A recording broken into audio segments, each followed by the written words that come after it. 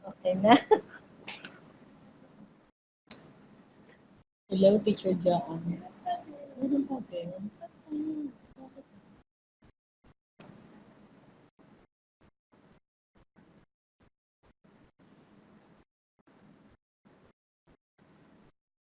Ano ka dito?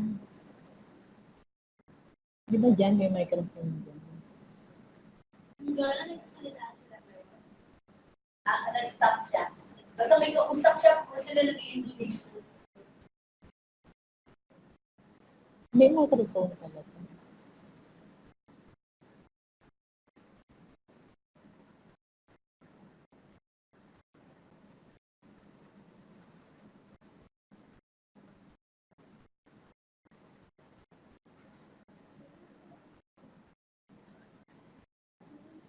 Bawal na kanya.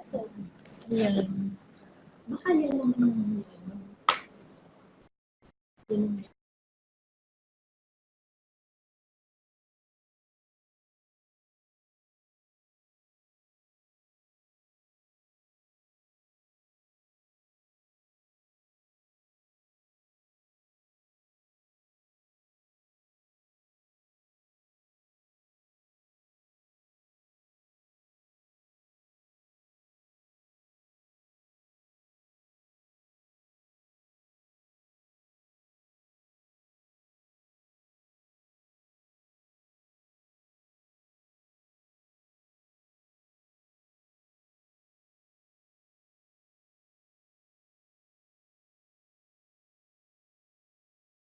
Hello?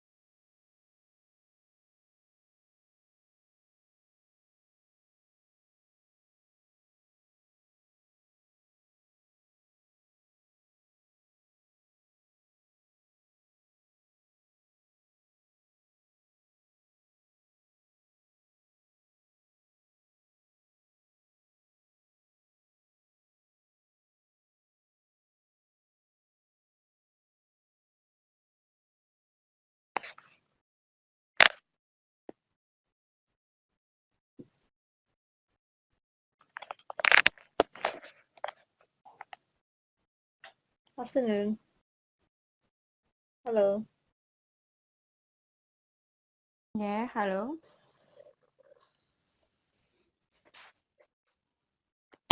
Hello. Can anyone hear me? Yes, I hear you. Who is this?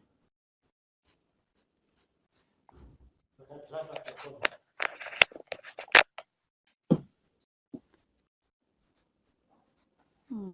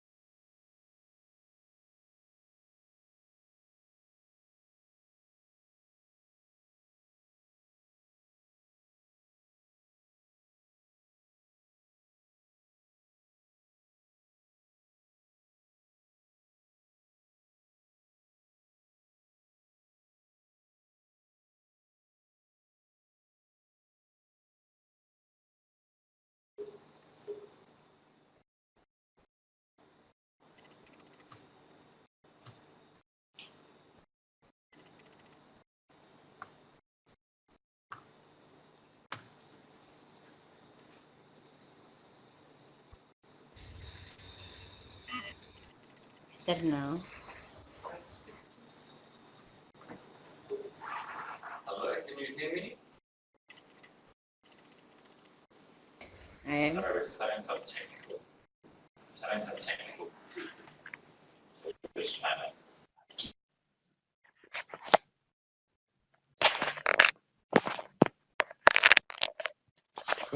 hello.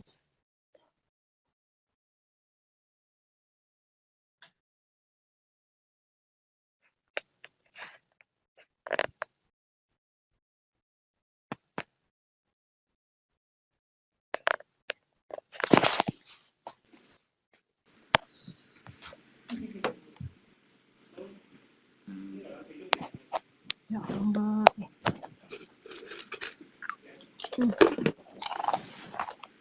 Tia. Tia.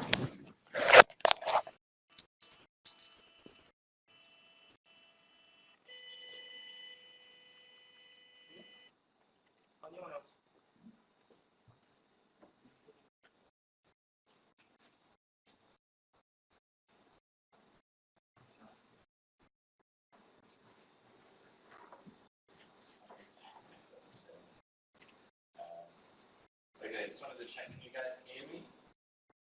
Maybe just put something in the chat box so you can hear me. Connected device. Again, yeah. I am this.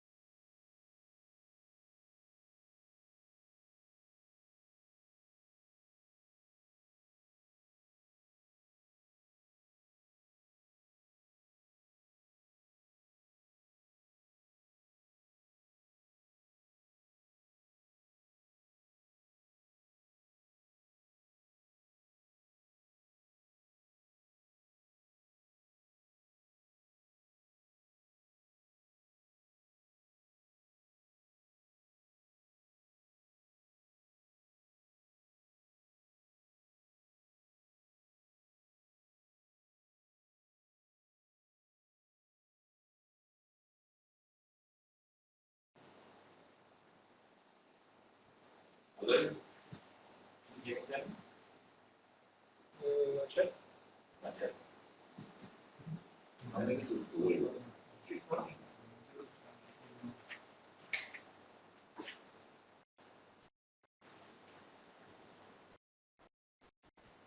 Check which speaker. Check. Good.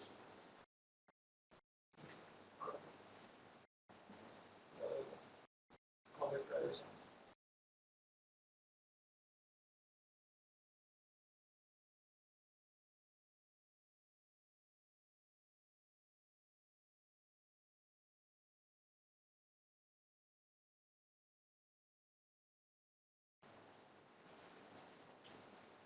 Okay, can everyone hear me?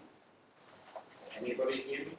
Let me just, if you can hear me, just put a comment in the chat box.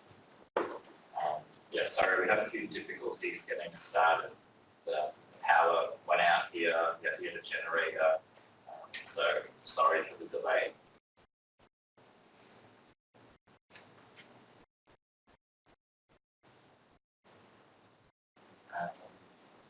But yeah, anyone, just so I know that you can all hear me, can someone just comment in the chat box just to let me know that they can hear me?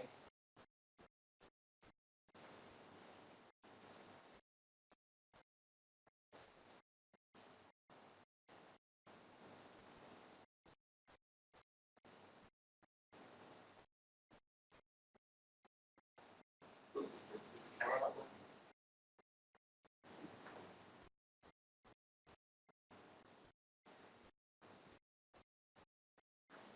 Oh, that's a speaker. Maybe we can just, yes. I'm having trouble with this. Okay. So it sounded, look, so I just got a comment saying that you're getting my voice, which is good. I've also got a comment saying that there's no images. That's because I haven't put any up yet, so don't worry. But I might just do that now, actually. Just share my screen with you all.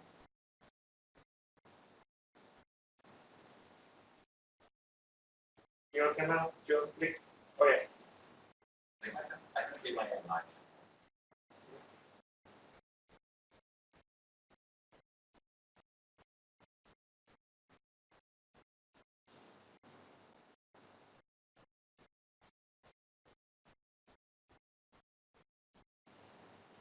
Okay.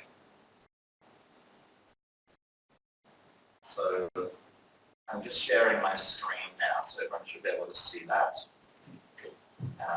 And that is on our, that is going to be, so what you should be seeing is the PowerPoint presentation on higher order thinking skills.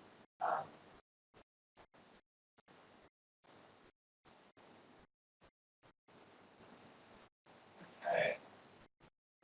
So I think if you can't hear me or see me, just make sure you put a comment into the chat box, and then hopefully somebody can help you and support you through that.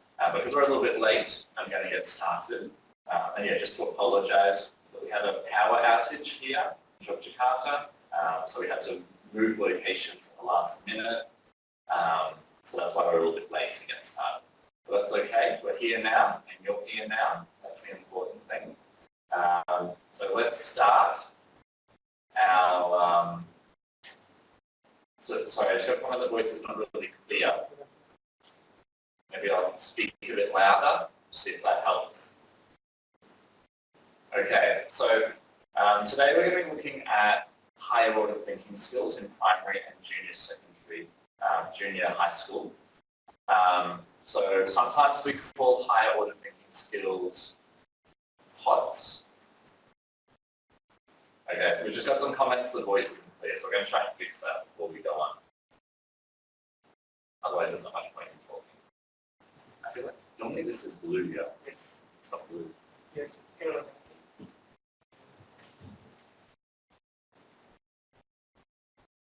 Okay. Is that better? Can you hear me now? Is the voice more clear?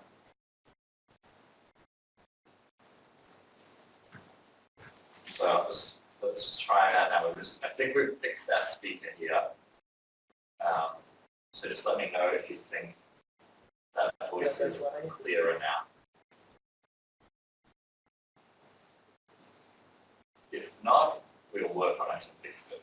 Because there's no point in me talking if you can't hear me. So just let us know if the speaker now. Sometimes it's the internet connection on your end as well. So if you've got a bad internet connection, sometimes the internet will potentially give you a bad voice or audio. But if it's too many people, that means it's on my end. So hopefully we should be able to fix it. Okay, so now the voice is too loud. That's good. Okay, so it sounds like we've got a whole range of problems from some people. Some people can hear and it's too loud. Some people they can't hear, it's not loud enough. Some people have to make sure that they've set to join the audio for the conference. If you haven't set to join the audio, you won't be able to hear as well.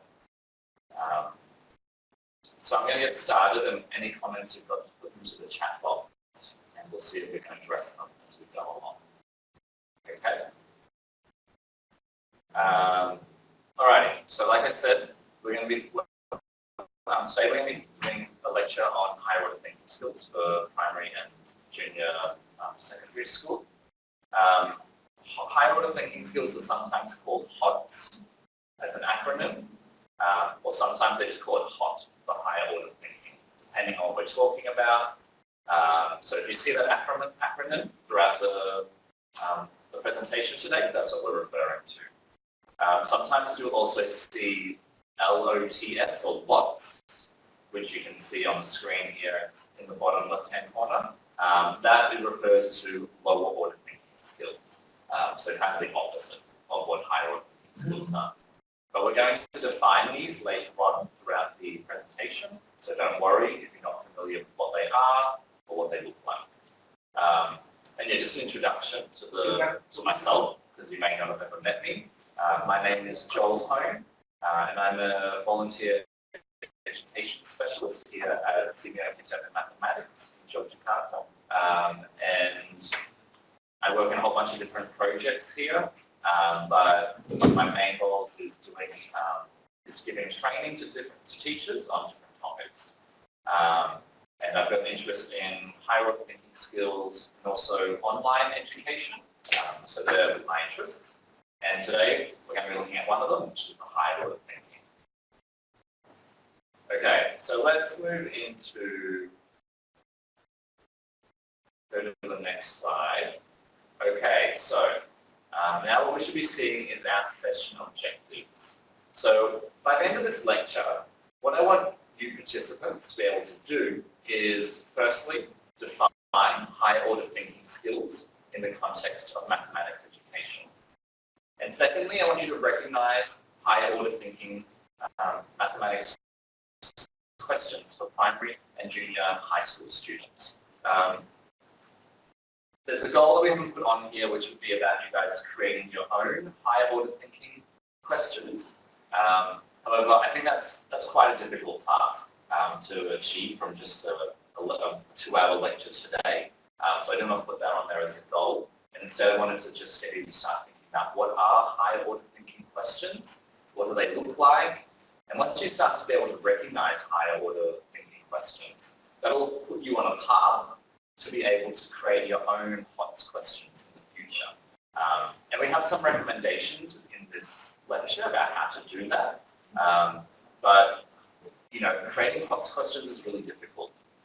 It takes a lot of time, it takes a lot of effort, and the more exposure you have to seeing what HOTS questions look like, the easier it'll make it for you to create your own HOTS questions. So that's why it's not a goal or an objective for this lesson, for this session. But do be aware that we do want you to start thinking about how you would create your own HOTS questions. But don't be worried if you can't do it after this lecture. It's going to take you time, it's going to take you experience, and it's going to take you having a look at a lot of different types of questions, POTS questions, to be able to start thinking, oh, okay, maybe this is how I can modify these questions for my own context, my own classroom. Okay, so that's the session objectives. And this is the session overview. So this is how we're kind of broken up. So first we're going to be looking at why we're focusing on thinking skills, why thinking skills are important. Then we're going to have a look at what is HOTS, so trying to define it. And then we're going to give you some examples of HOTS questions. Like I said, to be able to start making your own HOTS questions, you need to be seeing what HOTS questions look like to give you an idea of how.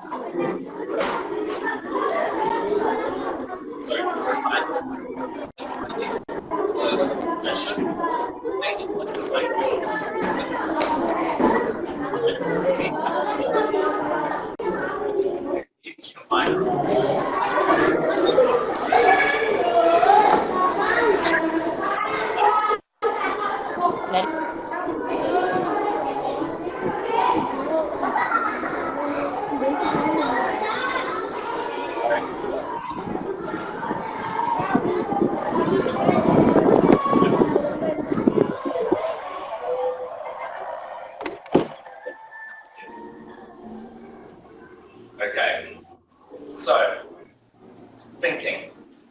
You know, if we want to talk about higher order thinking skills, first off we've got to start thinking about what is thinking.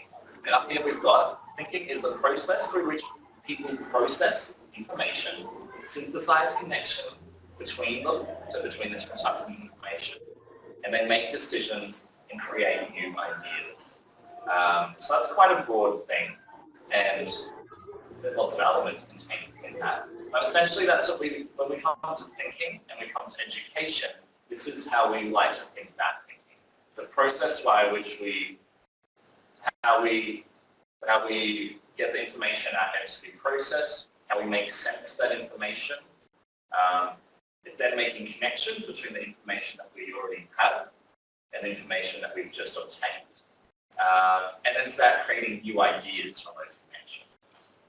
So that's thinking in a nutshell. So why is thinking important? And why should we be focusing on it? The reason that we should be focusing on it is because, as you're probably aware, you've probably heard about it in a lot of the talk that happens in education and in the education sector at the moment. It is all around, preparing our students for the future. And there's lots of different statistics out there that the skills that we're teaching our students today, they're not always the skills that our students will need in the future, because the world's changing at a rapid pace these days. So we can't always prepare our students for the future because we don't know what that future entails. So the best way to do that is to make them flexible learners.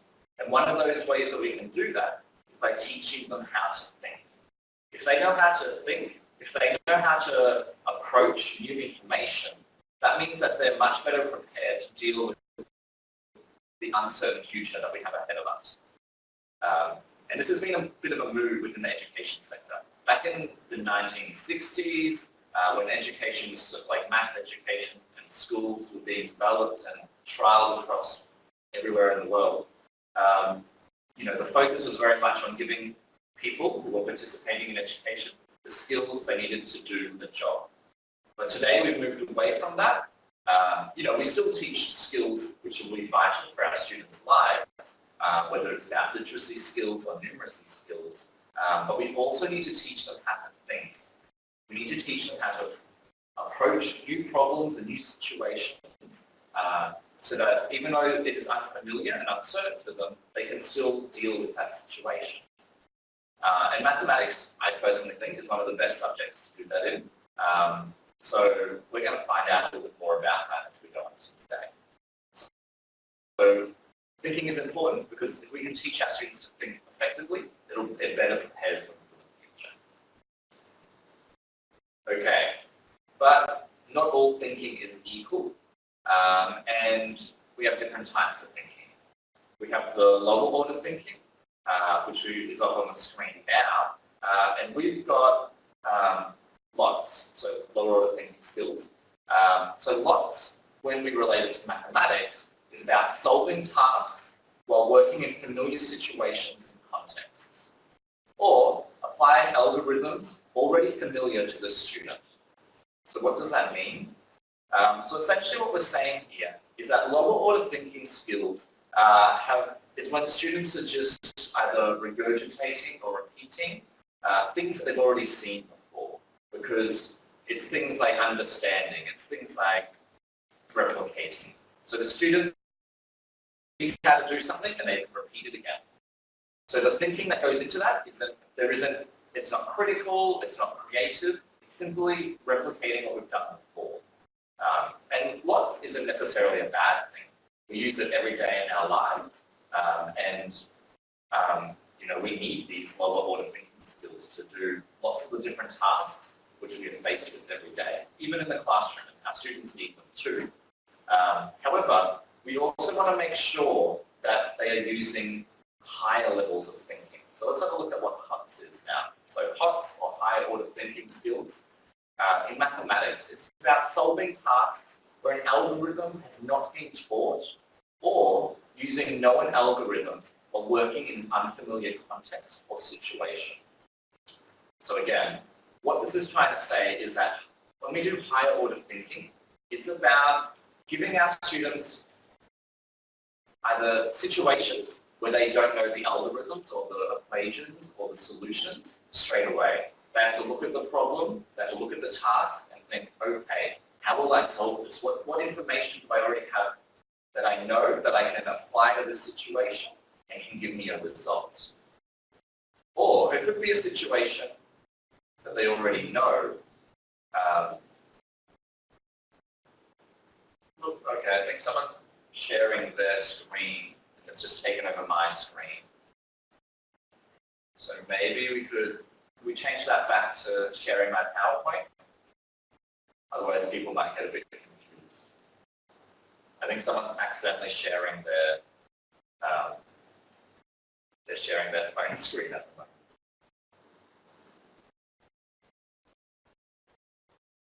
Okay. Let me just try and share my screen again, maybe that will help. Okay, there we go. We're back.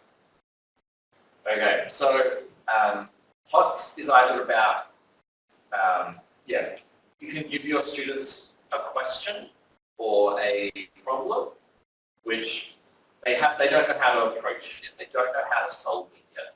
You haven't taught them the algorithms that they need to be able to solve that question. Yet we're trying to see if maybe the students can develop those algorithms by themselves. Or if they can't develop those algorithms by themselves, if they can at least see the connections between how they would solve the problem by themselves and how the more formal mathematics, how the more traditional algorithms can support them to solve those problems. So that's one way of doing HOTS. The other way is you give your students a question, but you give it to them in a context that they haven't had before. So they have to extract what information that you have taught them that they've already learned and apply it into a situation which is new and different for them. So that's one of the key characteristics of HOTS, is that you're giving your students a situation that they are unfamiliar with, whether it's the context or whether it's the mathematics. So sometimes that's hard for teachers to comprehend. They're like, well, you know, when am I teaching them in this process when I'm doing HOTS? If I have to give them questions which my students haven't been taught the answers to yet. Well, that's, you know, it's a change of thinking. It's a change of approach to education. But it's about the teacher taking on a more facilitating sort of role and getting the students to, you know, take the lead and be active in their education instead of being passive. Instead of the students sitting there and having a teacher explain to them how to solve it, it's about students being active and thinking about how they will go and approach these problems. Okay, let's go to the next slide. So HOTS, when you talk about it more broadly, there's lots of different definitions of HOTS. So what we have looked at before for the LOTS, lower order thinking, and the HOTS, the higher order thinking, those are definitions which are quite specific to mathematics education. However, HOTS more broadly tends to fit into 3 areas. So you can see we've got critical thinking, we've got transfer, we've got problem solving up here. So these 3 I've taken from a book by a lady called Brookhart, which was released in 2010. And the way that she has kind of conglomerated all the different definitions of HOTS, and then she's noticed that there's 3 main trends. And so I think these are important to know as well, even for mathematics, because it can help give you a broader picture of what we're trying to look for. So the first one is critical thinking. Let's explore that a bit more. So critical thinking, or sometimes people like to think of it as like judgmental thinking. And essentially what this is here is that students are able to students are able to use the information that we give them to make decisions. So they're able to use the information that they've been presented with. They approach that information critically, and then from that, they can make a judgment or they can make a decision using that information. So these are things we have to do all the time in mathematics.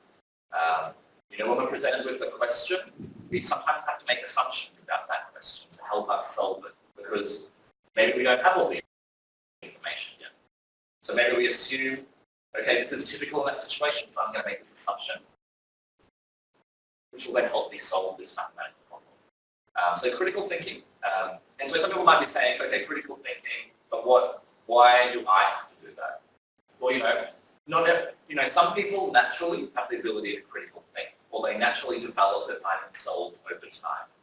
However, not all people are able to do that. Some people need support in developing their critical thinking. And so that's something that we can support our students in doing.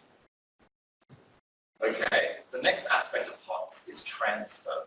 So transfer is when we look at that aspect of mathematics where we have taught our students some maths, we've given them the knowledge that they need. However, we want them to be able to take that knowledge and transfer it into a different context or a different situation. So it's about students and people being able to use the information that they've got and apply it into different contexts. So not just the one situation that they've learned it in, because what's the point? If we teach our students a skill, but they can only use it in a very small and confined situation, maybe they can only use it when it comes to the textbooks. That's not very helpful to their life more broadly or to their education in the future, where they'll probably need those skills to be applied to different situations. So that's transfer. So transfer is being able to transfer or use the knowledge that you have in different situations. And the last one is problem solving. So I want to highlight here that critical thinking, transfer, and problem solving, they're not mutually exclusive. It's not like problem solving is a skill that's completely separate from transfer and critical thinking. These are all linked, and they're all intertwined. And for problem solving, you're going to need things such as transfer and critical thinking. But essentially, this last part, problem solving, is about being presented with a problem and knowing how to approach it, how to solve it. So problem solving, it's different from critical thinking. Critical thinking is getting a situation and making a judgment about that situation or about that information. But problem solving is, okay, I have this problem. How can I solve it now? What steps will I take to be able to get a solution to this problem? Okay, so in problem solving, you're going to need critical thinking and you're going to need transfer. So like I said, you'll need all of these skills intertwined together, but they are all distinctly different too. They all bring different skills to the table. And these combined are how we generally and broadly think of HOTS and high order thinkers. Okay, so some key attributes of HOTS. So this is here on this slide, we're trying to address some of the misconceptions which people have about HOTS. And we can see here we've got 3 different keys. One of them is a key that doesn't have a cross on because that's important to HOTS. The other 2, they have crosses on because they're not key factors in higher order thinking skills or higher order thinking questions. So the first one is familiarity. And the reason that this is important is because things that are familiar for our students, those are not HOTS anymore. So that means that we have to present to our students questions and situations which are not familiar. So familiarity is a key concept within what is HOTS. Now, difficulty. There's many teachers who believe that you can't teach HOTS to primary school students because they still need to develop those lower order thinking skills before they can move to the higher order thinking skills. But that is not true because it doesn't really matter on the difficulty. It more depends on the types of questions that you are asking. And so we'll explore that a little bit more in a second. But just to reiterate, it doesn't depend on difficulty. It depends on the types of questions you are asking your students.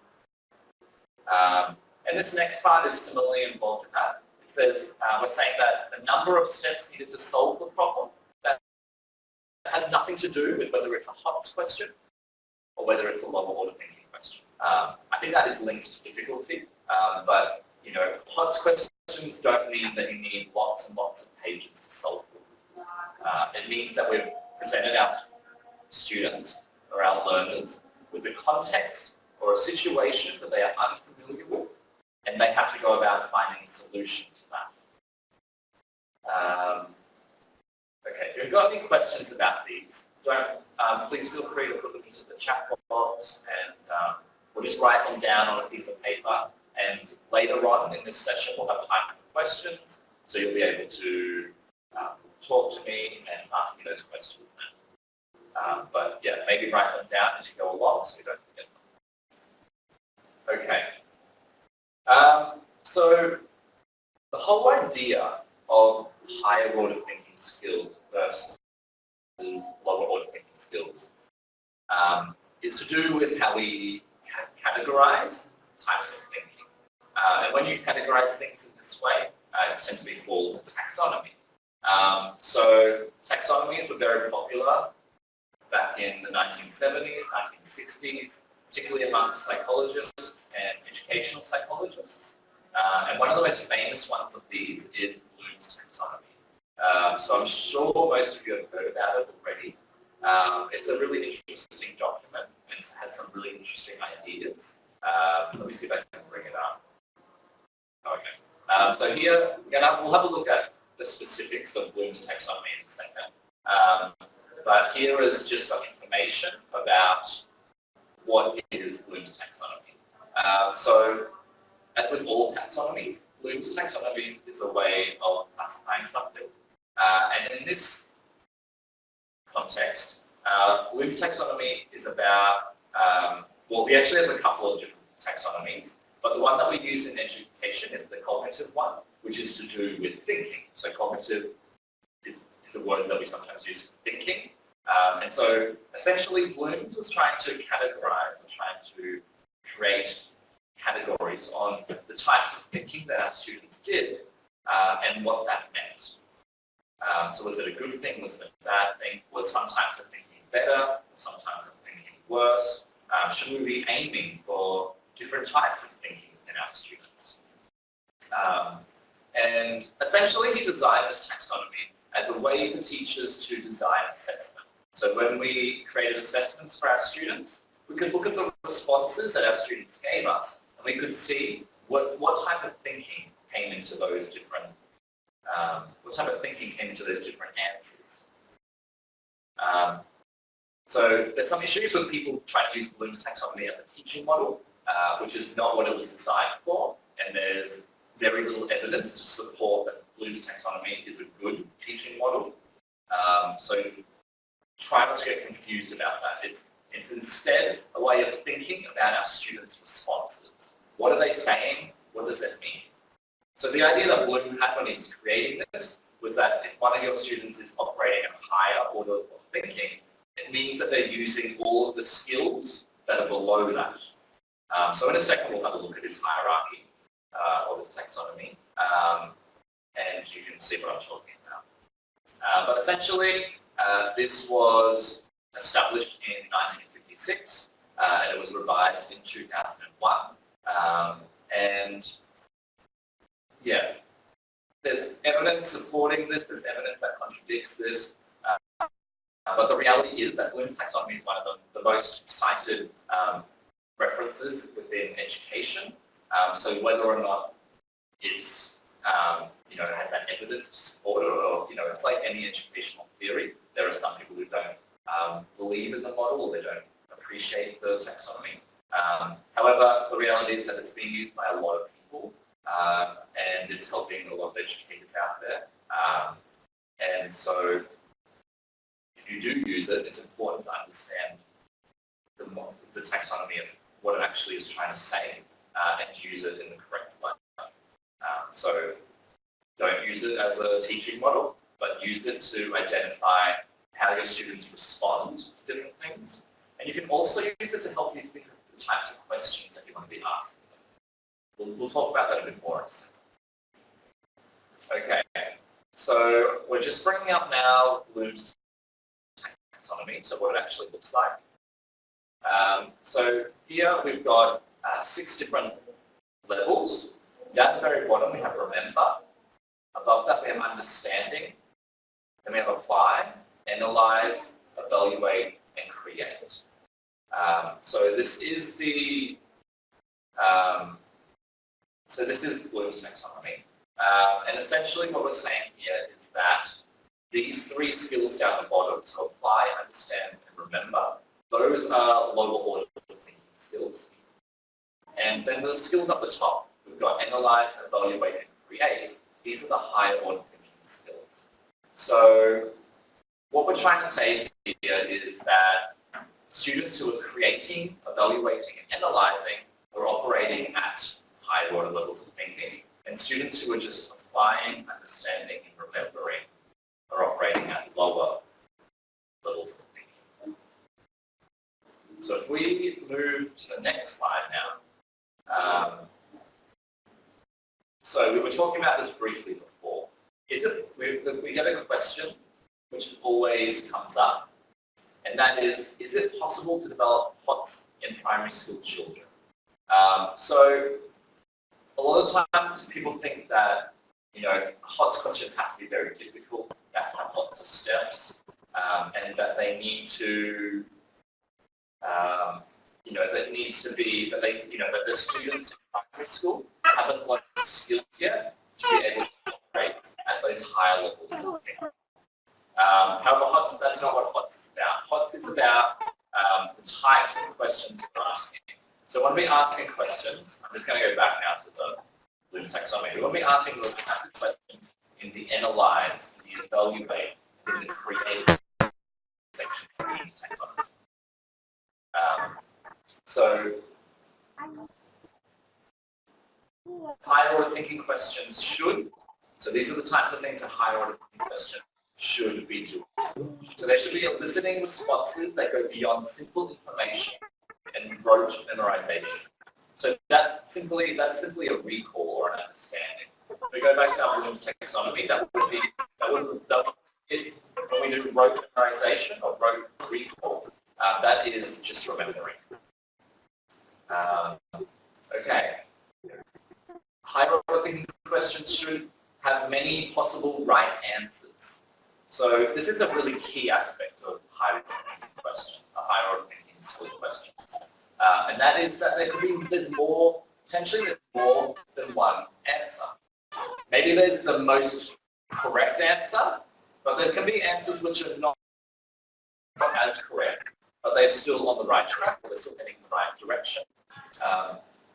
This allows, by having more than one possible correct answer, this means that your students of different ability levels can answer the question at their own ability level. So we might present them with a question which, you know, they can't get a 100% correct answer to that question, or they can't get the most they don't have the mathematical ability to get the highest answer to that question. But, you know, maybe they can still have some basic mathematics skills which allow them to answer the question and produce an approximation of the answer, which is perfectly okay. And that can help them. Like once they see that, okay, this is how I would solve that problem, later on you can connect that to the more formal mathematics, the way that you want them to solve it, the skills that you want them to get from the curriculum. So just remember that. HOTS questions may have more than one possible answer. Another aspect is that HOTS questions are going to require more complex thinking. So they're going to require things such as evaluating and justifying opinions and synthesizing ideas. So hopefully, I'm going to show you some examples soon, which will hopefully make this all clear to you. But you know, when we give our students higher order thinking questions, we have to make sure that they incorporate things such as evaluating, such as justifying. So not just asking them to understand why there is the response that there is. Sorry, not just getting them to give you the answer, but we want to start asking why. What are you doing here? Why have you chosen to use this strategy? Does that answer, you know, does that answer make sense? Is that the answer that you thought you would get? Why? Why not? So you're delving deeper into not just doing the process of mathematics, but understanding the context of the mathematics too, and why we're doing the things that we do, and what the things we do mean, and what our solutions mean. Okay, and the last point we've got here is that higher order thinking questions should develop skills that are used in real life decision making, such as generating and supporting hypotheses. So as we said before, we can't always teach our students the skills or the mathematics or the knowledge that they're going to need in the future. But if we can teach them how to approach new problems, if we can teach them how to learn, if we can teach them how to think, these are skills that they'll be able to use for the rest of their lives. They can use them in any situation. So that means that we want to be giving our students problems or questions which can relate back to real life a bit, can relate back to how they're going to make decisions later on. It can relate back to them using mathematics to support the ideas that they have and the beliefs that they have, whether it comes to buying a car or buying a house or looking at interest rates, or there's many different things that we use in everyday life that require mathematical thinking. And so some of our higher order thinking questions should incorporate these things. Okay, so those are some characteristics of higher order thinking. So how do we formulate questions that encourage higher order thinking skills? So how do we make questions which encourage higher order thinking? We've got some quick rules of thumb. So like I said, making HOTS questions is actually really difficult and it takes a lot of time, which isn't a bad thing. It just means that we as teachers have to really think about what we're doing and why we're doing things. But here are some general strategies that you can use to help you, that can guide you on getting started to creating HOTS. So the first one is contextual problems that involve application. So here we can introduce unfamiliar contexts as well as encourage transfer of knowledge. So we can teach our students some skills in mathematics, and then we can present them with a contextual problem. And so by contextual, we're talking about a real life application. So, or maybe it doesn't have to be real life to your students as such, but it can be like a real world problem, something that's facing the world and something that needs to be addressed. And it could be a big thing or it could be a small thing. It could be something within your school. Maybe there is at the canteen at your school, that's something that's very local and very relevant to your students. There's many different problems that you can create relating around a canteen and the stocking of different products at the canteen, the pricing of items at the canteen, how many staff members you'll need at the canteen. So it could be something as simple as that, or it could be much bigger, depending on the year level of your students. You could look at something like global warming or anything like that. So it's up to you and your imagination as a teacher. But contextual problems, we want to give them with a situation which we haven't presented to them before in class. We want them to transfer the knowledge that they have to that problem. So that's one way of approaching higher order thinking skill questions. Another one is open-ended questions. So open-ended questions are questions that have potentially more than one response, and they'll elicit more than a yes or a no or a simple number from your students. So an open-ended question, this links back to HOTS questions potentially having many different answers. So open-ended questions, if you want to make a HOTS question, it has to be open-ended. Yeah, I don't think there's any other way around it, really. And if it isn't open-ended, it means you're not accessing those high levels of thinking, or not accessing the highest levels of thinking. Okay, and the third way, so a quick rule of thumb, is that you can have a look at the Bloom taxonomy's action verbs. So I'll flip to the next slide now. So on the screen in a moment, you should see a table which has Bloom's taxonomy action verbs. So it's a little bit small, but if you lean in close, you might be able to see. And essentially what we've got here is types of words which will encourage the thinking that we expect at the different levels of Bloom's. So if we have a look at the evaluating column, we've got things like agree, appraise, assess, award, choose, compare, so criticize. So essentially the words that we use with our students can help us to encourage them to think at higher levels of thinking. If you ask your students to find the area of a rectangle, that's just a remembering task. It'll be at the lower end of the Bloom's taxonomy of thinking. But if we ask our students to compare two different areas and then make an assessment about which area that they would use for whatever task they're doing, that instantly makes the question a higher order thinking question. They need very similar skills in the mathematical skills in looking at, okay, we have this area, we have that area, I can calculate both of those areas, but what does that mean? I know the areas, but what does that mean? How does that fit into my context? How does that fit with the other things that I know about the situation? So sometimes just looking at this taxonomy and these action verbs can help generate ideas about, okay, what do I want my students to do so that they are operating at a higher level of Bloom's taxonomy. So they're not just remembering or understanding and applying, but so that they're also evaluating, creating as well. Okay, so that was looking at some of the action verbs. And now I want to talk a little bit about why is HOTS important. So I've been mentioning, okay, this is HOTS, this is what it is, this is some ways that we can think about creating problems, but why is it important? So we mentioned briefly before about preparing our students for the future, because we don't always know what types of skills that they will need. But if we teach them thinking skills, this will help them approach any problem that they come up against in the future. But these are some other reasons too. So the first one kind of fits into that idea where we are preparing our students for the challenges of adult work and daily life and potentially advanced academic work. That's the direction our students want to go into.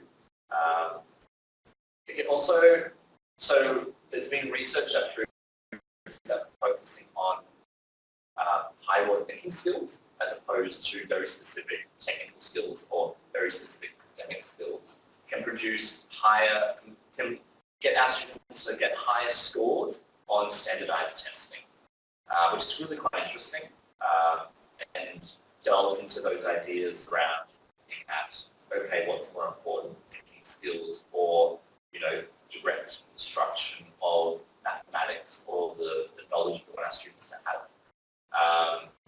And to be honest, I personally don't think there's any clear-cut answer on that. I think it sometimes depends on the types of students that you have. But Bogrove in 2005 did some research on this and found that focusing on higher order thinking skills as opposed to content knowledge can speed up the result, speed up the process of our students. So yesterday you got a lecture looking at 21st century skills and preparing our students for the 21st century.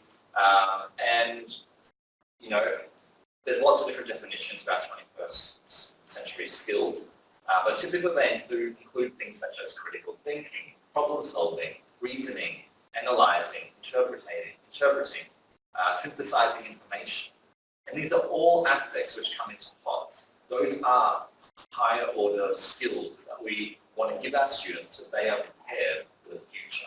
So essentially, HOTS is preparing our students for the future and preparing them with the skills that they need in the 21st century. It's not all of the skills. The 21st century skills also incorporates other things such as digital literacy, which is something that you can do in your mathematics class, but it's not the purpose of our talk today, so I won't talk about that just now. But HOTS is definitely an element of 21st century skills. And also, SENIO, so the Southeast Asian Ministers of Education Organisation, which KITA is part of, it's one of their goals for the coming years. So they are all about adopting a 21st century curriculum, and they're about helping Southeast Asian teachers to help their students critically think, create, and solve complex problems. So SENIO and the Ministries of Education around Southeast Asia are saying that 21st century skills and HOTS is important, as are many people and many education systems around the world. We have evidence that it improves standardized test scores, and ultimately this will help to better prepare our students for the future. So that's why HOTS is important. That's why I hope that you will start or continue to work with your students to develop these skills. Okay, so now we're finally getting to some examples of some HOTL questions. So I'm going to ask some of you participants to just respond to some questions here. So what I'll do is later on I'll ask some questions, and if you want to respond, you can unmute your microphone or you can write into the chat box and give me your answers to those questions. Okay, so let's look at our examples first. So here we're looking at the differences between higher order thinking questions and lower order thinking questions. So up the top in the top left-hand corner, we've got a lower order thinking question, and this is for grade 1 approximately. And so the question is 6 plus 4 equals what? So that is a lower order thinking question. It is just potentially a recall question for our students. It only has one answer, so it's not open-ended, it's closed question. It's not an open question. There's only one possible solution. And the reality is our students are most likely familiar with this context, or they're most likely familiar with these types of questions, which is, like I said, it's not always a bad thing. We do need to start off at places where our students can access, and sometimes that will be at the lower order thinking area.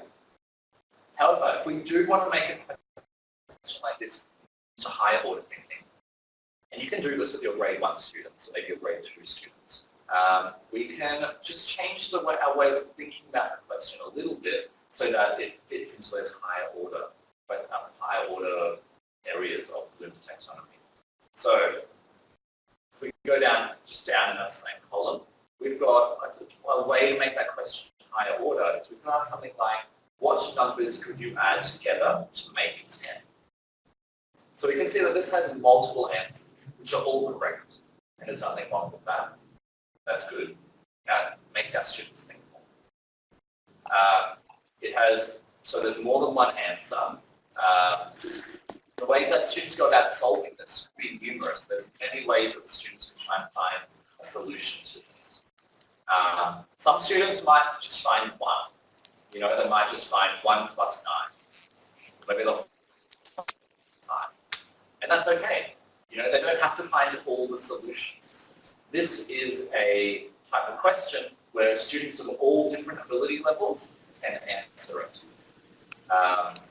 So that does not mean that as a teacher that we should not try to support our students in if they only find 1 or 2 solutions, we'd be like, oh, there's more solutions available, kind of thing. Have a look. What other ways can we go about solving this? What other solutions are there?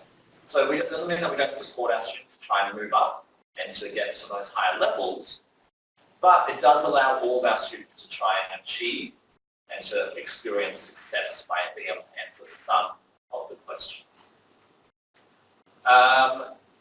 So if we go down again on the left-hand column, we've got the question. There are chickens and calves in the farmer's paddock. If there are 24 legs altogether, how many of each animal could there be? Again, with this one, we've kind of taken it one step further. We've tried to make a contextual problem. And now this will not be contextual for all students. Maybe if the students live in the city, they don't really know what a farm looks like. They haven't really seen chickens and cows in one paddock before. Maybe it won't be something that's relevant to them. But you could change that. You could change it to motorbikes and cars. In a parking lot, there are 30 tires, 30 wheels. How many bikes and how many cars could there potentially be? Again, this has multiple answers. There's multiple ways of finding a solution. So you can see it can still be a simple addition type of problem, but it makes our students think a little bit more. Okay, so that's for grade 1. Now if we move to the right, we've got a 4th grade question. So the lower order thinking question is, find the area of this rectangle of 6 meters length and 4 meters width. So that's the lower order thinking question. It's a worded problem, but it's not very, all we need to do is just find the answer. There's one answer, it's a closed question, and it's just repeating, it's just applying a formula that we already know to a situation that we've done before. How can we make that to a higher order thinking question? So if we move down here, we've got, what might the perimeter be if the area of a rectangle is 24 meters squared? So here, and this is a common tactic in creating complex questions, is we've flipped it. We're starting with the answer. Okay, what can we do to get to the answer? So that instantly, we know our end result, but we want to find out how we can get there. So that's a common tactic that I use to try and create questions which are operate at the higher order levels of thinking. And it's similar to what we did on the left, where we had with the closed question, or the lower order thinking question is 6 plus 4 equals 10. But if we change that around to what numbers can we add together to make 10, we're simply flipping our problem and encouraging deeper levels of thinking with our students. Okay, so again, this has multiple answers. It has different entry levels. Maybe one student will just find one answer to this question because they're operating at lower levels. But maybe students operate at high levels too. And again, if they do operate at lower levels, you'll need to support them in moving up to those higher levels. Okay, and the last example that we have on this slide is down the bottom in the right-hand corner. We've got, you have been asked to design a pool that has an area of 24 square meters. Design different shaped pools that allow the customer several options for its cost. So again, here we are probably, depending on what you've done with your students, but it's a contextual problem. We're just moving away from just applying the algorithm, finding area, towards having our students think, okay, I know how to use that algorithm, but I've got to use it now to address this problem that I'm in. You know, my client wants a couple of different pool designs so they can choose a design that they like, but I also need to figure out how that's going to affect the cost. Will having an area of this affect my cost? Will having an area of that affect my cost? Will my clients like a pool that looks like that?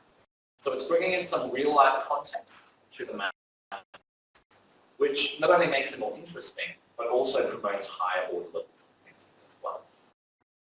Okay, so this slide here is just trying to highlight the differences between what's and what's types of questions. So let's move on now to some examples. Okay, so here we've got the grazing goat. So a farmer leaves his goat tied to a stake near the wall of his barn, which sits in the middle of a large grassy field. The diagram below shows the overhead view of the barn, which has not been drawn to scale. The rope is 48 feet long. The goat is free to graze on all the grass he can reach. What is the area of the grass that the goat can reach? What is the name of the goat? Okay, so here we have a question of a problem that we've given to our students. Now I want to ask you guys a question now. So looking at this question, do you think it's a higher order type of question, or do you think it's a lower order type of question? And if you think it's a lower order type of question, tell me why. If you think it's a higher order type of question, tell me why. So if you want to respond, you can either unmute your microphone and just talk, or you can write in your response in the chat box. So I'll give you about a minute to think about that. So if you want to talk, just unmute your microphone and explain to me why you think this is a HOTS or a WHATS question, or you can write it into the chat box. So I'll just give you a moment. I'm going to drink.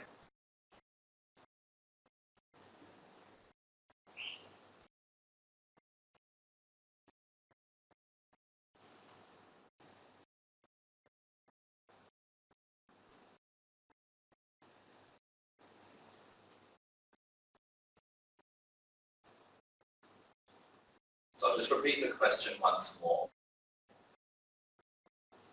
We have an example here, example 1. And I want you to think about the question. Is this type of question a HOTS question or a WHATS question? And why do you think it's either WHATS or why do you think it's HOTS? So feel free to write in the chat box, or feel free to unmute your microphone and talk your response.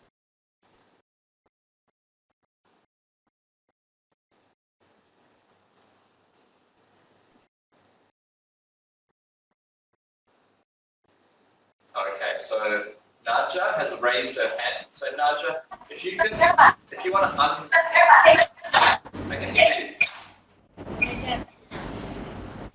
Hello, Joe. Hello. Hello. How are you? Sorry, I'm late to join That's again. no problem. So I miss your material. But I want to ask you, okay, I want to ask you something. Can we create the hot questions for all material in mathematics? I'm going to say yes, you can. I mean, it's difficult. Like maybe there's 1 or 2 situations within mathematics that you cannot. Sorry, it's not clear. Please, it's not clear. It's not so clear. Okay. Okay? Okay. So So the question was, just in case you didn't hear, Okay. can HOTS questions be applied to all aspects of Yes. mathematics? Yeah. And my response is that yes, they can. Like we were saying before, some students are worried that, some teachers worry that they can't do it for very, very young students. There's also some concern that you can't do it for older students because, the mathematics is more difficult. But you can. The issue is that HOTS questions and HOTS styles of questions they're difficult to make. You have to have a really good understanding of the mathematics to be able to create those problems. And so sometimes when it gets to the higher year levels, it can be difficult to create HOTS problems because you have to have a very deep understanding of the mathematics.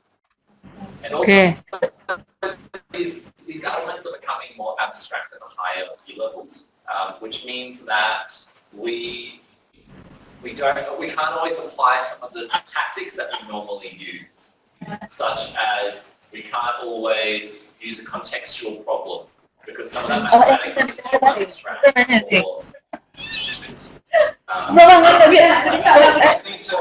It's just about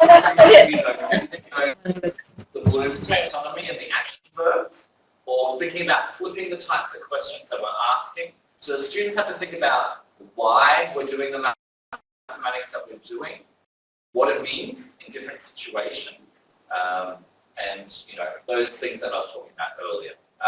It's hard. The question that you asked is very broad, so it's hard for me to give you a specific example right now. But the answer is yes, you can do it, and you can do it, and you should do it but it just takes some practice to think about, okay, how can I go about doing this? And to be honest, even for myself, I find it very hard to write higher order thinking questions. So often I am borrowing from other people. I see good questions that other people are using, and I'll take those and I'll save them, and I'll use them when I'm teaching that topic next time with my class. It doesn't mean that you can't make them by yourself. It just means that it's going to take you some time. The alternative is to also just modify what other people, you'll see someone doing a type of question and you'll think, oh, that works really well in area, but I can also apply it to algebra too. So, you can modify those questions slightly to suit whatever your need is, whether it's looking at area or whether it's looking at algebra or something like that. So it really depends on the situation and what you're doing. Okay, I hope that answered your question, Nadja. If not, just let me know and I can try to elaborate some more. I had a question for you guys. So my question was, this example that we've got up on the board, the grazing goat, do you think that that is a higher order thinking question, or do you think that that is a lower order thinking question? So feel free to raise your hand if you, press the icon about raising your hand if you want to answer, or you can write in the chat box.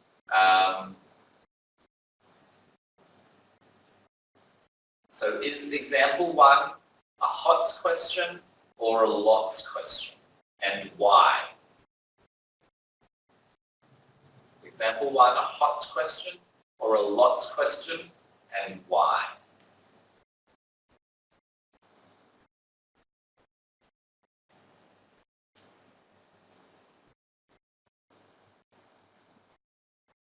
So feel free to use your microphone. Okay, so I've got Maria Teresa has raised her hand. So Maria, if you want to unmute your microphone and attempt to answer the question, go ahead. Can you hear me now? Yes, I can hear you. Okay. The question says that what is the area? So according to your discussion, when you say what, if you are if you are asking what, that is an example of low order thinking skills question. Am I right? And said what is the area, and but the question there also is what is the name of the goat? Is that really a question? And there is a title there, the grazing goat. So the name of the goat is grazing. For me, it's lot, L-O-T. Okay, LOT. All right. So from Maria, Maria said that it's a lot type of question because she was looking at the question and it says, what is the area, what is the area of the grass that the goat can reach? Okay, so that could potentially mean, so we got another response here from Julia saying, sorry, can you bring up the, saying it's because we simply have to add and then multiply. Okay, so Julia's saying that it's a lots question because we simply have to add and then multiply. And Maria said that it's a lots question because we're just finding the area. Okay, did anyone else have any responses they wanted to add before I share? Does anyone think it's a HOTS question maybe? If you think it's a HOTS question, put something in the chat box. Okay, so we got Raquel. Sorry if I mispronounced your name. I'm okay, sir. Hello. Yeah. Okay, my answer to the question, I think it's a HOTS question rather, because the only given is 48 feet long and there will be many possible right answers, though the students will be using either addition or subtraction. And the students will justify, or we would be asking them to justify why their answers are that. So there will be lots of reasoning. You say maybe they would tell that it depends on how the goat will stretch the rope. So for me, it's a HOTS question. Okay. So Raquel was just saying that it's a HOTS question because there could be many different types of solutions from our students. And there could be many different types of assumptions, such as how will the goat, how will it stretch out its rope, and what type of path will that create, and maybe how hungry is the goat, or maybe there's lots of assumptions that we need to make about how the question will go. So I'll give my opinion. For me, this is also a HOTS question. So why is it a HOTS question? So in reality, there is only one correct answer for this, or there is a most correct answer for this, I should say. However, it really depends on your student's ability level and how they think about the question. But essentially, there are many different ways of solving this. We'll be looking. Essentially, this wants to be looking at area of a circle. Because if we put the stake in the ground, and that means that that's the center point, and the goat can stretch out the rope, but it can't go as the very maximum it can do is a circle around that stake. But we have factors stopping that from eating just that circle. The barn is in the road. Eventually, if we're looking at the photo and the goat goes as far out as it can around the side of the barn, it can still go up, but that's not going to look like a circle anymore. It's going to maybe look like a quarter of a circle.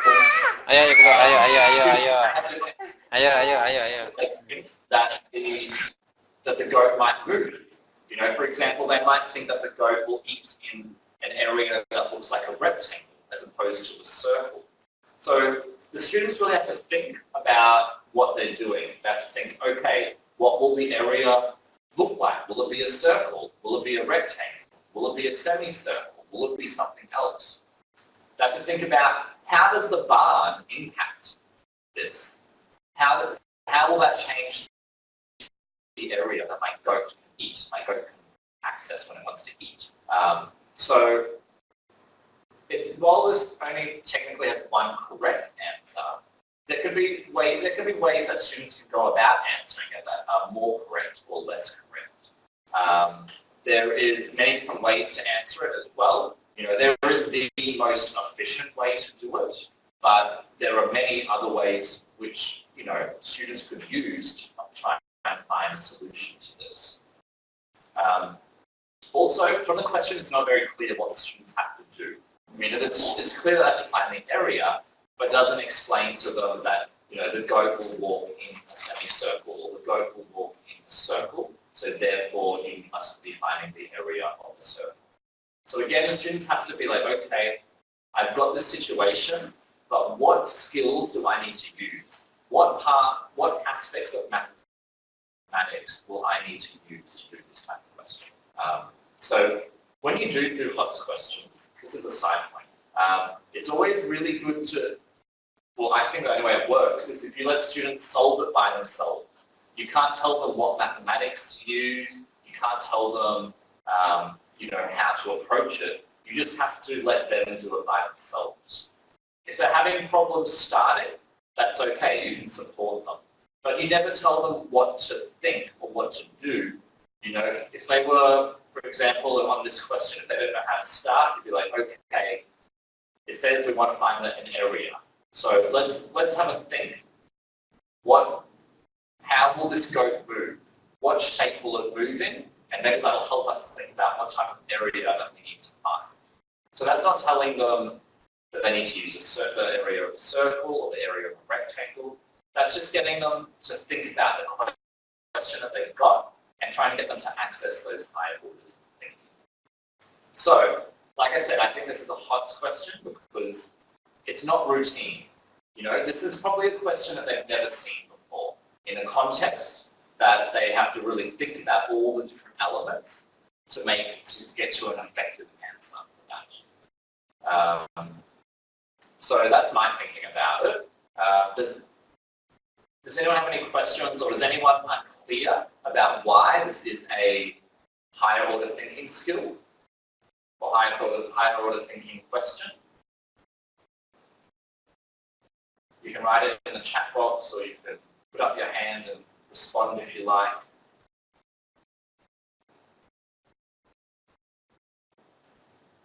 Okay, we might just move on to the second example that I've got, and hopefully this will make it clear if you're still uncertain about what is a lots type of question. Okay, so here we've got a question for grade 2, roughly, and the question is, define categories into which you can classify the following polygons. Okay, so do we think that this is a HOTS type of question, or do we think that this is a LOTS type of question? So if you think it's a, so I'm looking for your responses. So you can either write into the chat box, or you can raise your hand, and then I'll get you to unmute your microphone and answer the question. So is this question a HOTS question or a LOTS question, and why?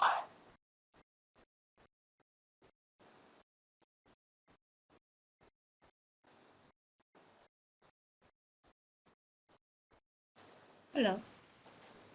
Hello, Maria? Again, for me, this is a lots. For me, this is a last question because you are going to identify the classifications of polygons according to its sides and according to its shapes. So you're only going to classify the polygons. Okay, so it's a LOTS question? Yes. Because they're going to classify, because the only options they're answering is to classify them into their shapes. So by looking at the number of sides. Yeah. Okay. All right. Thank you very much, Maria. Does anyone else have any other ideas about whether this will be a HOTS question or a LOTS question?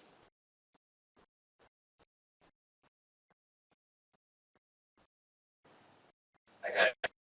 So from Raquel, we're getting into LOTS question because of the action verb classify, and students will recall the knowledge they have learned about classification of polygons. Okay, so we're looking. So this one here could just be a simple recall for our students. So that's a lots question. So we got from some other people that it's a lots question because it's defined. Sorry. Yeah, then we got someone else is saying, Gaum is saying that it is a lots question because it's about just remembering the taxonomy, and you know it just fits into the Bloom's taxonomy at a remembering stage. But then we have someone else, Bundin, who says it's a HOTS question because there's more than one solution. Okay, so we've got a whole answers here. So we've got lots of people saying that it's a lots type of question. We've got a few people saying that it's a HOTS type of question. Now for me, I would say that it's a HOTS type of question. And that's because if we have a look at this question here, we've got defined categories into which we can classify following polygons. So maybe there's more than one way here. You know, lots of us teachers, when we look at this question, we instantly look at the shapes. And we instantly want to classify these shapes by the number of sides that they have. But when you're a student, you might look at this question and be like, oh, there's 3 orange polygons, so I'm going to make one of my groups the orange polygons. Or there are red polygons, so I'm going to have an orange group, I'm going to have a red group, I'm going to have a green group, I'm going to have a dark blue group, I'm going to have a light blue group. So that's one way of classifying, and it's not wrong. So it depends what you're trying to achieve here. What your goal might be is just for students to see different ways that classifying works, how you can go about it. It's not necessarily about the mathematics of the characteristics of polygons. But the second way that we could classify this is also through the number of sides. So we could have 4-sided shapes, we could have 6-sided shapes, 3-sided shapes. Another way that we can do it could be about size. You know, these are small shapes and these are big shapes. So there is more than one response here for your students. So that element of it makes it HOTS. What would make it even higher order thinking is if you can get your students to see all of these different ways of classifying. Now, I said before, which is why I think sometimes as teachers we sometimes struggle to identify HOTS versus lots questions. It's because when we give our students these questions, we said that a big part of HOTS was that it's about familiarity, and that is that it's unfamiliar to our students, that it's a new situation or a new context for them. So for us teachers, this is potentially just a lower order thinking question because it's very familiar context to us. But for our students, this could be a higher order thinking skill because this is something that they've never done before. Potentially, they don't know that 3-sided shapes are triangles, or they don't know that all 3-sided shapes will be classified as one thing. This could be an opportunity for your students to discover that, or to think about that. Oh, you know, these shapes have all the same number of sides, so therefore I'm going to put them into one group. So different questions may be HOTS or lots, depending on the year level. But for me, for grade 2 students, I would say that this is a HOTS question because there's multiple different answers and that we could come up with. Not just the number of sides, but also colours, also shapes. You know, a square and a rectangle could be different for the students, even though they still have the same number of sides. Maybe the orientation of the shape could also impact the way that the students group them. And those are not wrong, you know, those are classifications which would work. But, you know, it depends. So for me, for grade 2, I would say that this is a HOTS type of question because there are multiple different responses from our students. And to really make this HOTS, you get them to justify why they do their groupings as well, as opposed to just getting students to respond. So, okay, we've got Maria. It's raised her hand. So Maria, what's your question? Yeah. I would like to ask if for what grade level is that given question? Yeah. Is it for This one, elementary, for grade 2, or for the junior high? this one is for grade 2. So if you have a Grade look on the grade 2. student? Grade Yeah, 2. so Yeah. And so grade 2. So I down the go with bottom, you. I go with you, sir, that if it is a question for grade 2, that it is really a hot question. yeah. But Yeah, then definitely. for the secondary students, like the junior high, I think, yeah, for graders, for grade 2, that's really a hot question. Yeah, definitely. And yeah, it's not necessarily about being hard, but being about a question that makes them think. Yeah.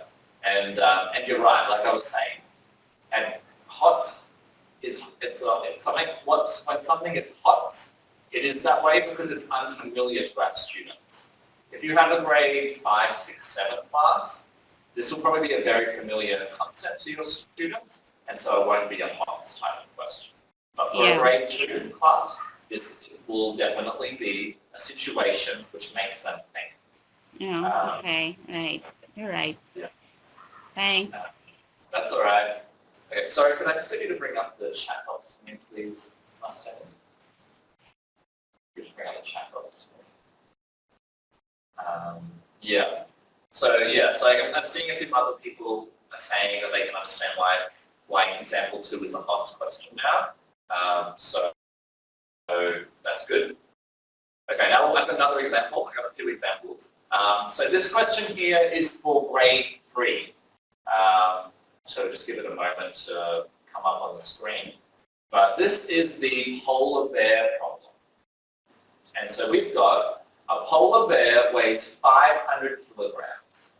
How many children together weigh as much as one polar bear? Write your answer in the empty box.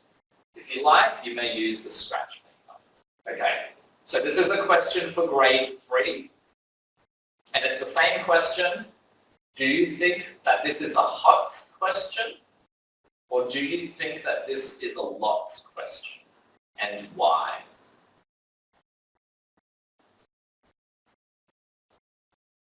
So do you think this is a hot question? Or do you think this is a lots question? And why? So feel free to write in the chat box or to put up your hand and then you can just talk straight to everybody. I thought this hot question. Is that you, Maria?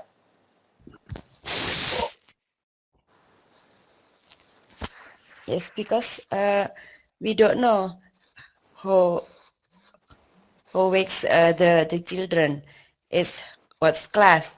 If they still at grade 1 maybe more children, but it's grade 2 maybe little children are like that. We don't know how many weeks the children, so they can maybe everyone can take some what is call it, so they know their week, and then we don't know the children. That's why there is so many children. Maybe can just if 5 grade maybe only 25 children, and if they still 4 grade can be 40 children like that. It's so many children because we don't know the week of the children. Yeah. Okay, thank you. So I think that was Sri Dewi. So thank you very much for your response. Yeah. So Sri Dewi was saying that it's a hot question because we have like an unknown element in there, which is how many children together weigh as much as one polar bear. Well, that's a very, what type of children are we talking about here? Are we talking about small children, large children, just grade 3 children, or students from grade 1 as well? So that's an unknown factor, which the students need to think about when they're solving it. In the chat box, we also had some people say that it's a lot question because because we only divide the polar bear weight with the weight of the weight of the children. So my take on it is that, yes, that this is a HOTS question. Now, some of your children may answer this question in a lot way. It might be like, okay, I weigh 30 kilograms, so I'm just going to do 500 divided by 30. And so that would almost be a very routine question for your students because they haven't really thought about it more. But you as a teacher could be like, wait a minute, why have you chosen 30 kilograms for the weight of a child? And then, you know, they have to be like, oh, well, that's how much I weigh. Oh, does everyone weigh the same amount as you? Does little Billy weigh as much as little Sally? Or does big Billy weigh as much as little Sally? And that way, this child has to think, oh, okay, wait, what is the weight of a child? And you can bring other elements into it. It will bring in elements such as, you know, average potentially, or other different means of measuring centrality, such as mode or mean, or median. So, you know, there's more to this question than meets the eye, and it'll make our students think. And yeah, someone just wrote into the chat box, and Nawati just wrote that it's a HOTS question because students have to evaluate the weight of the children. That's right. You know, the students have to think. They're not just remembering or recalling or understanding. They're instantly at that high levels of thinking where they have to make a decision. Wait, why am I choosing the weight of the children to be this much? So we're getting them to think at those higher levels there. So for me, that's why I think this is a HOTS question.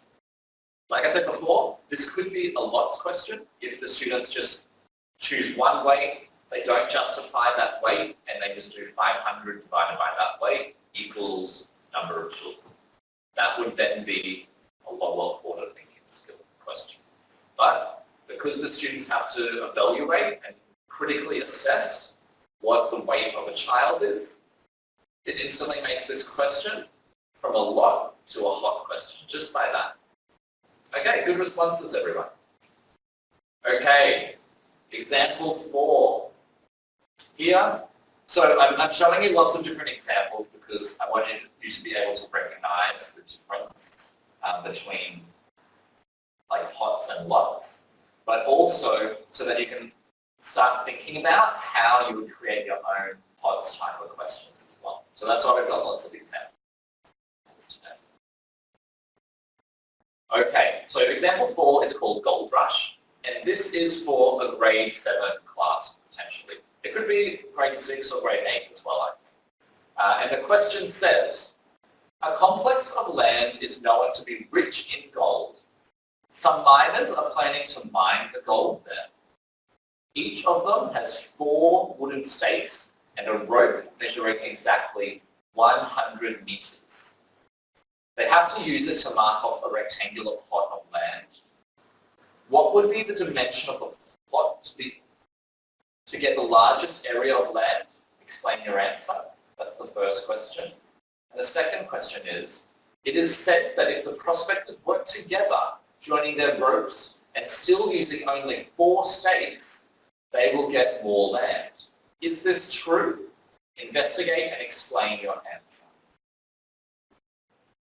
Okay, so same question. Is this a HOTS question or is this a LOTS question? And why do you think so? Why do you think it's either HOTS or LOTS? If you want to answer, just write in the chat box, or you can also unmute your microphone and talk, or put up your hand and then unmute your microphone. So why is this a HOTS question, or why is this a LOTS question? Hot question. Okay, HOTS question. Why do you think it's a HOTS question? Because the answer may be open-ended. Yeah. Yes. Number 1, I think open-ended answer. Yeah. Okay, so number 1, open-ended answer. So why do you think it's open-ended? What element? Do you think that they'll have different answers, or do you think that there is more than one correct answer? answer, or why do you think it's open-ended?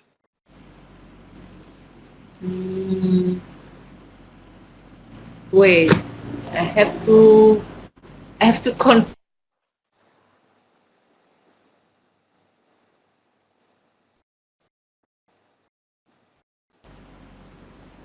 Okay.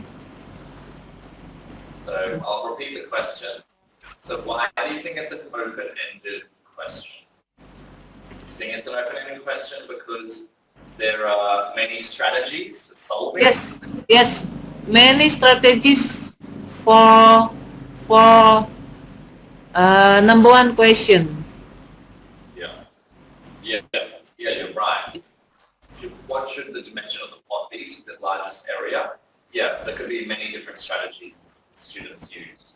I mean, the most likely kind of approach the students use would be maybe creating different types of rectangles and seeing how that impacts the area when we have the same perimeter of 100 meters. Yes, 100 But meters. depending on what the student's ability level is, they might use like Excel or something to do like a spreadsheet. So yeah, there could be many different ways and many different areas the students would look at to get that. So, so that's nudges reasoning for why it's a HOTS question. If I have a look into the chat box now, we've got it's a HOTS question because the children can draw squares or rectangles, anything that crosses their mind, as long as they have 4 wooden stakes. So yeah, we can have any shape that we like. So that's true. There's lots of different answers that we could have for the type. And I've got a question, and the question is, what? It is a lot question. Yeah, so we've got someone asking the question about, you know, if 6 plus 4 is, yeah, a lot of math, yeah, so I think what they're trying to say is that that lot is important for mathematics, and that we need to teach lower order thinking skills so our students have some of the basic, they can practice doing those basic skills, which they can then use in higher order thinking situations. So they've asked when can we teach HOTS? Like when is it a good time? And I mean, that really depends. It's up to you as a teacher. But yeah, I agree. There are times we need to do lower order thinking types of questions and use lower order thinking skills with our students. But like we said, the reason that HOTS is important is because it's going to really prepare them later on in life for approaching many different problems that they're facing. It will also better prepare them for approaching mathematics in the future. If students already have higher order thinking skills in the lower grades, it improves their results in standardized testing in the higher grades. They are proven to do better in mathematics because they have different ways of approaching mathematics, different ways of thinking that are outside just the processes that they learn about using algorithms. So I think as a teacher, it's not so you can choose when you want to do it, but I think it's about having a spread of questions. It's not about just always doing HOTS. It's about making sure that, yes, that you do the lower order thinking skills, but that you also do higher order thinking skills too. And the reason, that's all we want is sometimes to do HOTS, because many times teachers are just doing lower order thinking, particularly in mathematics, because they just do the drill and practice types of questions with their students, and they never focus on higher order thinking skills. So it's not that there's a wrong or a right time to do HOTS. It's more about doing HOTS so that they have those abilities and they can use it later on. And because there's lots of benefits to students learning how to do HOTS. And I also think that HOTS is just way more interesting. Drill and practice questions, important sometimes, but they do get boring for students. Whereas questions like this, it's like a little miniature investigation for them. And it can be a lot more interesting than if we are just doing the while they're important, we also focus on them too much as mathematics teachers.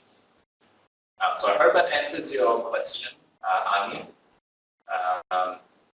Okay, coming back to our example here, example 4. So we've got another response from Joanne, I think. Yeah, Joanne, saying it's a HOTS questions because the students can develop their real-life decision-making skills in this question. And yeah, that's true.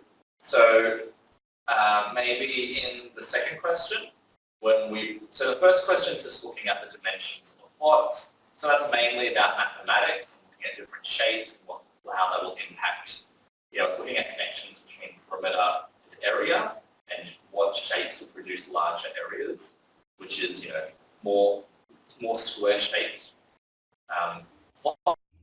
Plots will have larger areas than longer, thinner rectangular plots. But the second question here is, we're trying to make it a more real-life situation. It's still mathematics. They still have to look at area and what would give them the biggest area. But they have to really think about, is it better when we join the ropes together? Is it better to work together? Is it better for everyone or is it not?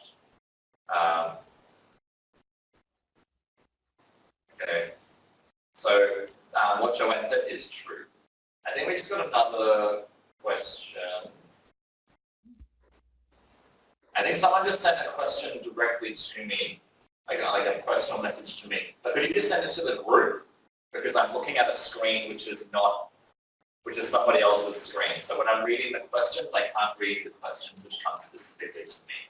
So if you have a question, make sure you either do it publicly to everyone, or you do it, just make the questions public to everyone. So if you do them directly to me, I can't see the questions, I'm sorry, because I'm sharing my screen with PowerPoint. Okay, so to summarize question 4, I think this is also a HOTS question as well. There are many different ways that students can go about solving this. Sure, there's only one correct answer, but there's many different entry levels for students. Some could just, maybe they'll find the area of 3 different rectangles and make a conclusion, whereas maybe some other people will start using Excel, or they'll make many different rectangles and square shapes to see what is the optimal area. So there's many different ways that the students can access this question or start to do this question. And yeah, there's also, there's a chance for generalization as well. Mathematics is a quite high order skill. So it's looking at a situation and extracting from that situation, okay, what elements of this question can I apply more broadly to this situation? So it's about kind of moving into the more abstract elements of maths and moving towards maybe even more algebraic ways of thinking about maths. So this is definitely a HOTS question too.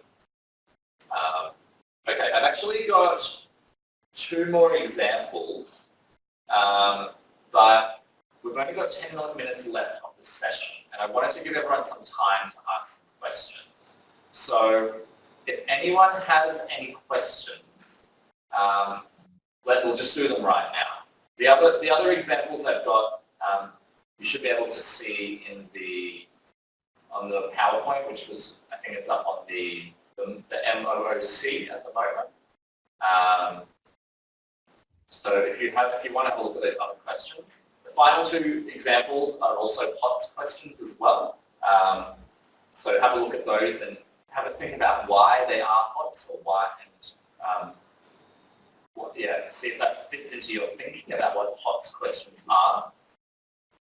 But now I want to give people time to ask questions. So if you have any questions, just unmute your microphone and ask, or type them into the chat box, and I am very happy to answer your questions. So it could be about what we did today, or about HOTS more broadly. Just let me know what you think.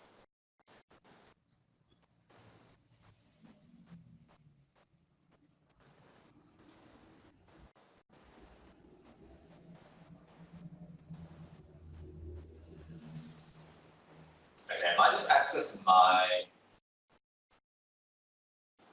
chat just to make sure no one's asked me any questions directly.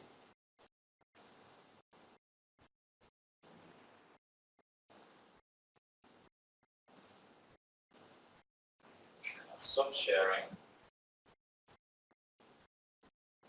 my screen. Let me just check my chat, because I think I saw some questions.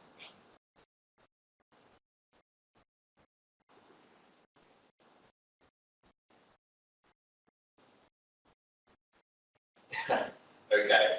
I had Anawati said, she asked me that she's heard before that when you teach percentage that you should introduce the idea of percentage with the basketball problem. But then she's asking what is the basketball problem. And unfortunately, Anawati, I don't know what the basketball problem question is either. I don't know, my recommendation might just be to Google it. If it's that popular of a question, I'm sure it's on Google. Just Google basketball problem for percentage.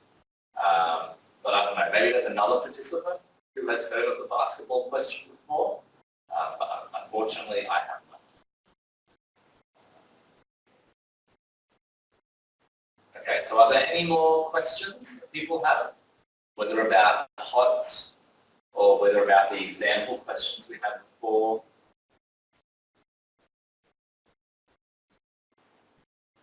Feel free to write in the chat box, or you can unmute your microphone and you can ask me your questions.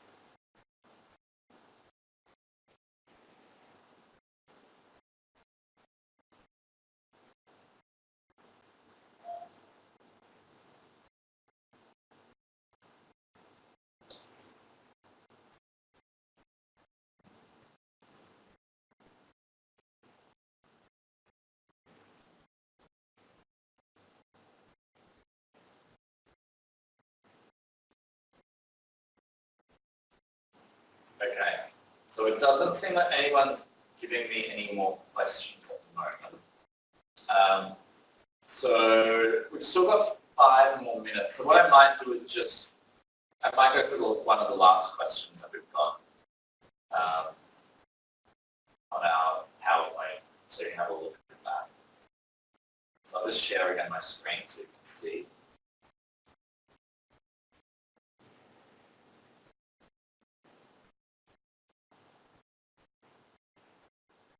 Just waiting for that to load.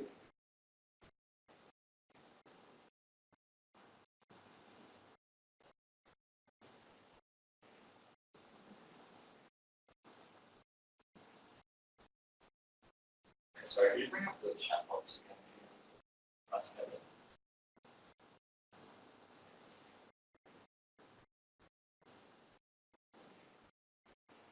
Good. Okay, Maria, I saw you sent me a question. I think you sent it just to my personal one, so I can't.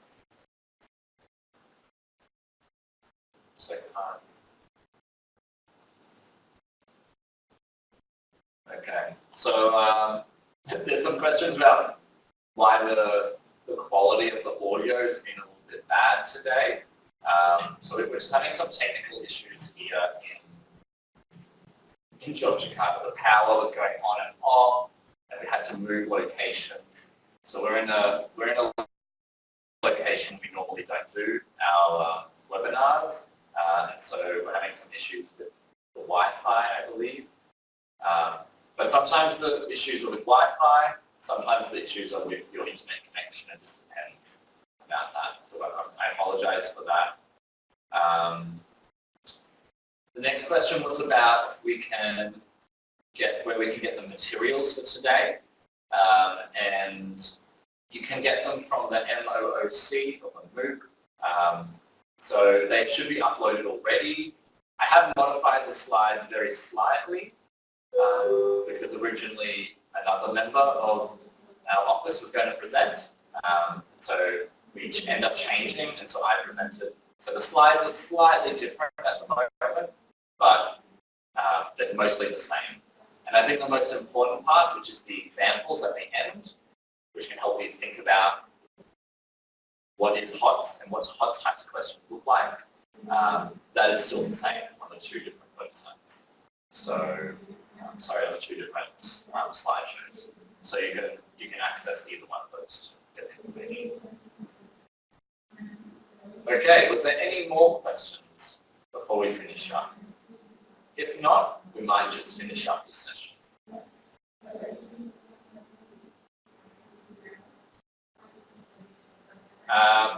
So I think there's a question about do we have another discussion. So if you have a look onto the MOOC, you can see the different requirements that you meant to do each day. So I think today it was just the WebEx, and then tomorrow there's going to be another task for you to complete.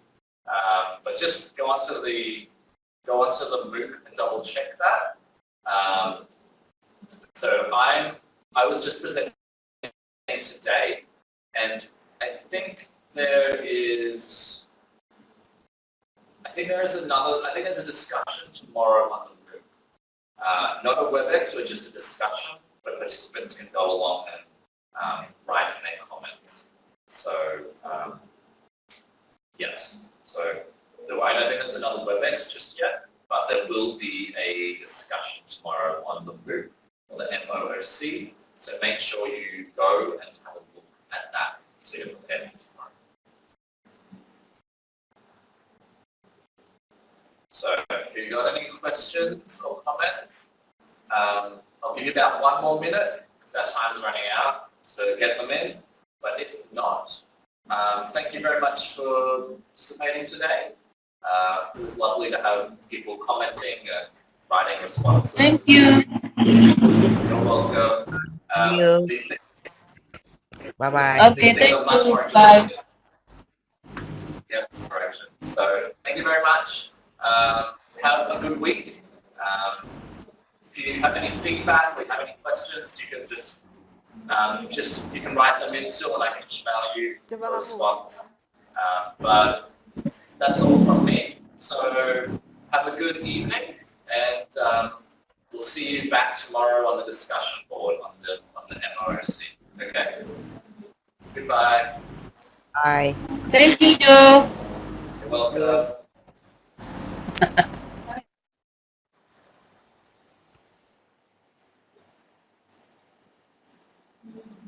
Okay.